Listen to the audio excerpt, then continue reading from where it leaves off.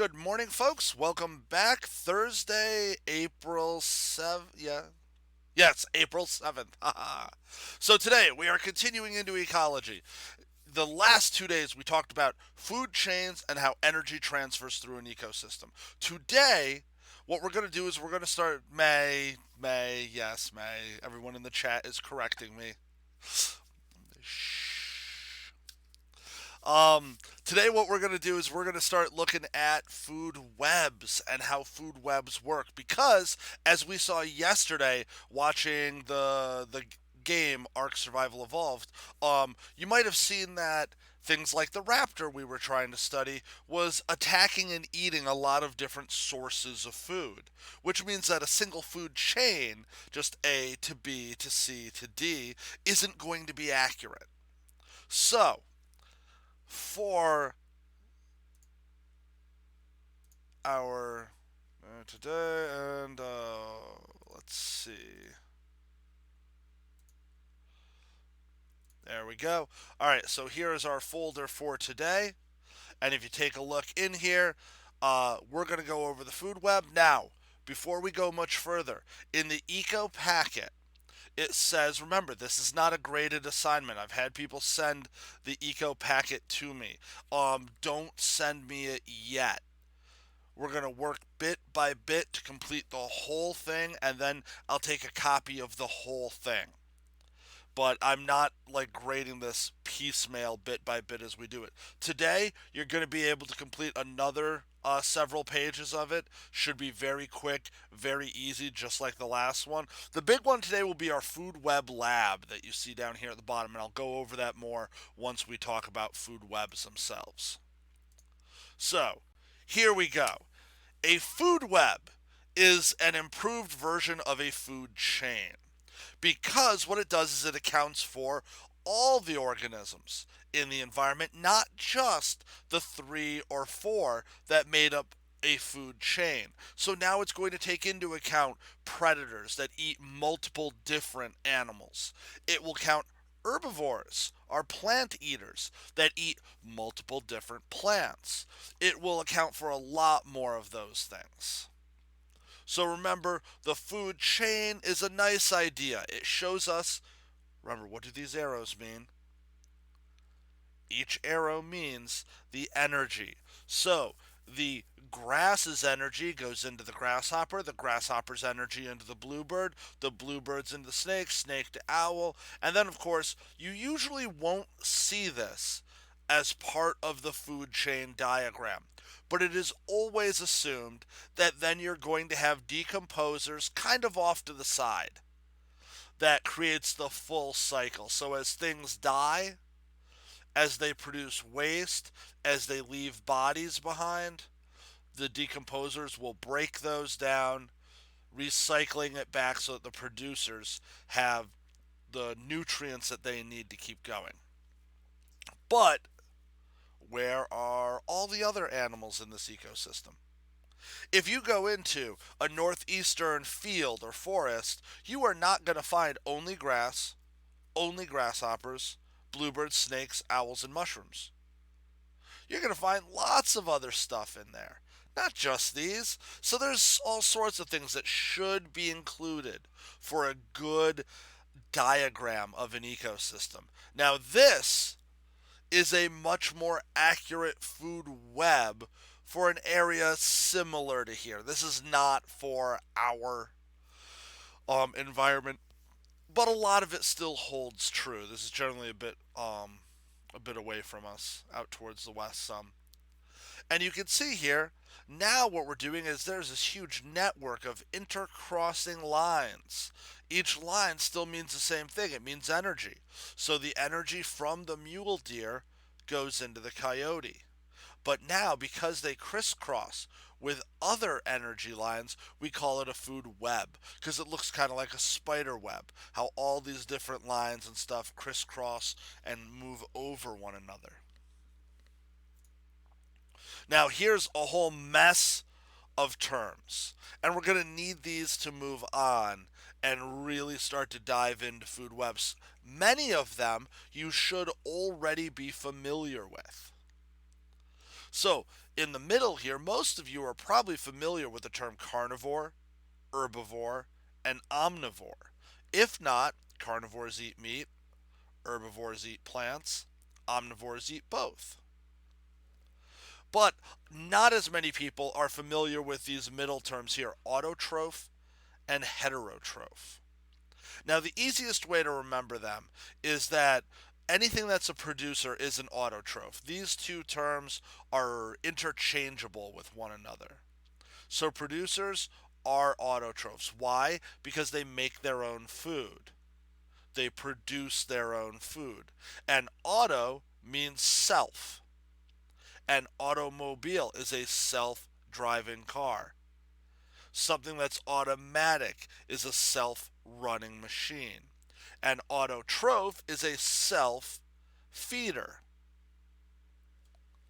So our plants will produce their own food, and that makes them an autotroph. Meanwhile, heterotroph, hopefully you guys remember the Latin prefix hetero. We've gone over it a number of times this year. Hetero means different. So, where an autotroph was a self feeder, this is a different feeder. It needs to eat something else. It needs to get its nutrition from some other thing. It can't make its own. Now, the easy split here is we've only got really one thing that you're going to deal with that are autotrophs, and that's plants. There are a few rare other examples out there in the natural world, but they're very rare. They're in various specialized environments like the bottom of the ocean. They're not things that we deal with regularly. Consumers are literally everything that's not a plant. And then, of course, are decomposers that recycle the dead material. So, using these terms, it means that we can take a look then at that food web again, and now we can start to really identify what we're seeing at each tier. At the lowest, at the bottom, at the beginning, we're going to find our producers. They're making their own food, and sure enough, if you take a look, plants, flowers, nuts, seeds, fruit, right? I don't know why insects are in there. That makes absolutely no sense. Insects do not produce their own food. They are wrong.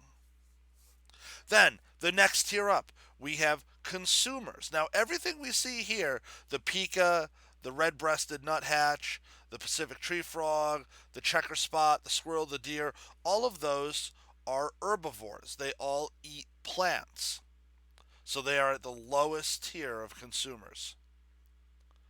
Then we go to our secondary consumers. Now, these will all be carnivores because they are going to feed on the tier that came before them.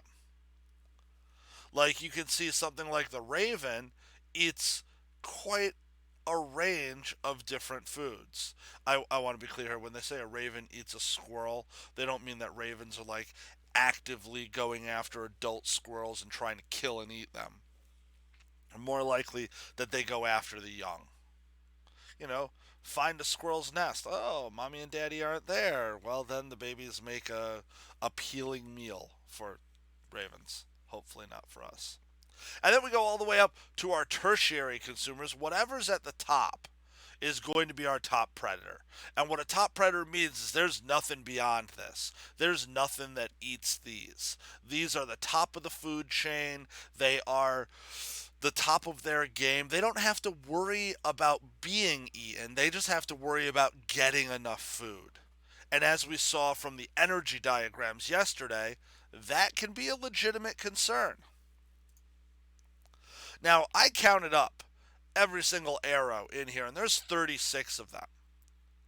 So, trying to describe everything in here and how all of it works, that that can be a lot of work. So, basically, when seeing something like this, the question is, how can we organize it better? You'll see food webs. I mean, I know you're not having the regions this year, but you will see them throughout your life. What you're less likely to see, but does do a better job, is what we call an energy pyramid. And so if you take a look here, this is the exact same idea as the food web, But instead of spreading everything out in all the lines, what we've done is we've organized them just by their tiers. The producers will go on the bottom, then primary consumers are herbivores, then tertiary or secondary consumers are carnivores, and then our top predators. And we've just turned them into these slices that have been colored. You can see the blue one says producers and autotrophs. Everything else moving up are all consumers. These are all heterotrophs. And once again, it's labeled herbivores, then carnivores, carnivore, and carnivore. It's included a little bit for energy movement. We started in this example with 90,000 kilocalories. But the next level, only 9,000 have transferred. 10% of the energy moves up. 10% of 9,000 is 900. 10% of 900 is 90. 10% of 90 will be 9. So the energy that started at the bottom, 90,000, the top predators are getting just 9. They're getting, what is it, about 1/10,000th of the energy that started. Hence their struggle to survive and the need for territory. The energy pyramids are really nice, though, because every level tells you everything about it. So, looking at this pyramid, which group, producers, herbivores, carnivores, secondary carnivores, or apex predators, which are top predators, which one of these has the largest population?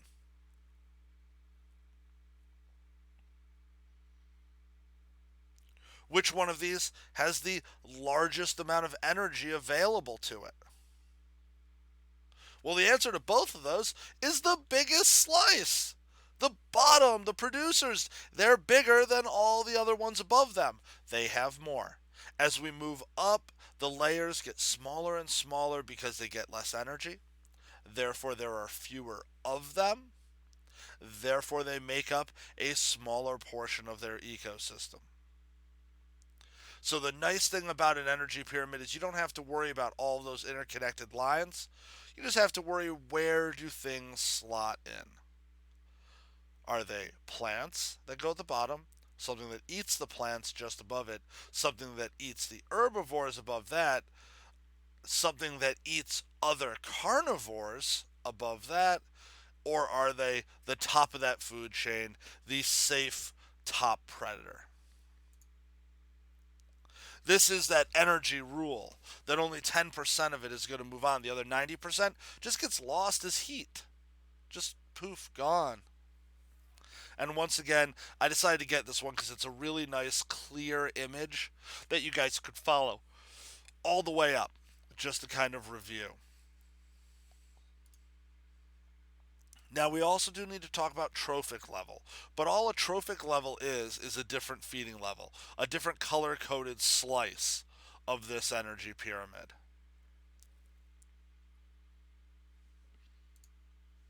So, I wanted to try to take all of this then and put it together into some kind of statement so that hopefully it's easier to remember or understand. So the idea here is real simple. And that is that as energy is going to be moving through an ecosystem, all right, each trophic level that it's going to move through might be either producer, consumer, or decomposer, as you can see there, autotroph or heterotroph. Remember, our producers are the autotrophs. The consumers and our decomposers are the heterotrophs because they have to get their food from something else. At every level, energy is lost, and you can just look at the level to determine how much of whatever it is there is. Once again, so looking at this, we could easily just say which has a larger population, the secondary consumers in yellow or the tertiary consumers in orange. Which one of them do you expect to find more of? Hopefully, you said secondary consumers because this slice is bigger across than this one is. Which group has more energy? The apex predators or the herbivores, the primary consumers? Well, obviously, if we compare these two slices, the primary consumers are so much bigger than the apex predators. They have more energy. There's no secret. There's no trick to it. You just look at the size of each trophic level in order to determine how big is it.